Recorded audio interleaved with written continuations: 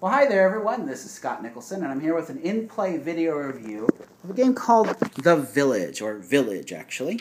Village is a game that was put out in Germany by Pegasus and Eggertspiel. It's going to be reprinted here in the US soon, and I want to tell you a little bit about it. So, what's going on with this game is we have a lovely village, as you can see, and the village has a number of things that are going on. What is the most interesting part of the game is this. This is the book of the villagers. So what's going to happen in the game is each player has a color of villagers, and you see they have numbers on them. The numbers represent the generations of villagers. And so as villagers get older, and the game goes on, the villagers die! And so he dies, and she dies, and everybody dies. When they die, if they're doing something interesting in the village, then they can be placed into this book of record. And at the end of the game, you're going to get points if your people are put into the book of record. If, however, there's no room for your name in the book of record, then you're thrown over here into the anonymous graves, and people forget about you. And the game's going to go until either the book or the graves are filled up. Now, what will happen is on your turn, you're going to take one of these cubes that you see on the board. These cubes represent different skills that your villagers have. It's quite abstract. But by taking a cube, you then trigger that part of the board. So, for example, if you take one of these green cubes, then you're going to be traveling out into the countryside. When you travel in the countryside, you spend resources in order to get rewards. And if you get a bunch of discs out here, you're going to get points at the end of the game. If you take one of these cubes, it means you're going to be getting some grain. If you take one of these cubes, you're going to have a marriage, which is going to allow you to bring in some more babies. And so you have these pieces with annoying little stickers that you have to put on yourself. And so you introduce older babies of new generations. And what happens is many of the things during the game cost time. You've got this track around the outside of the board. And as you do things that cost time, you move around the track, and every time you cross the bridge, somebody from the oldest generation dies and is then put into the book if there's space for them. And the spaces are indicated by where they were when they died. So this is the church. It has a brown shield. If you have someone in the church who has to die, they can be put into the book in the brown row. So there's space for someone else in the church row still to die.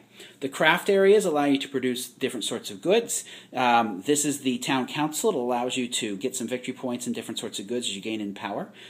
And then this is the marketplace. It allows you to sell your goods to get points. So you're going to be tracking some points around the board. You're going to be getting other points from selling goods that will remain secret. So we've been playing the game for now about 45 minutes. It flows quite quickly because you just take a cube and take your action. So far, it's one of these games that has a lot of different things. I'm yellow. I haven't gone in this part of the board whatsoever. I just started here. I've done a little church and a little crafting. So it's a game where you can't really accomplish everything because there's just too much to do. So I'm finding it interesting. I'll be curious to see how it continues to play out. Why don't we check with one of the players and see what he thinks about it?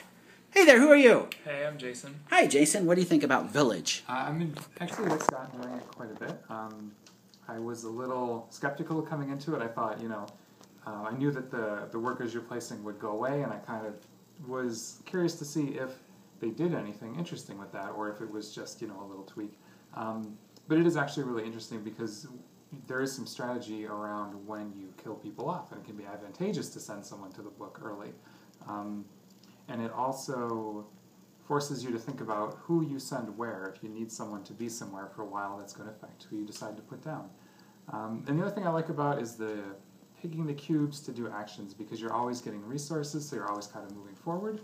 But there's some strategy there too, because I can look and see what everyone else has cube-wise, and so I can control to some extent what cubes they're going to get, which is pretty much the only interaction in the game, but I find it interesting.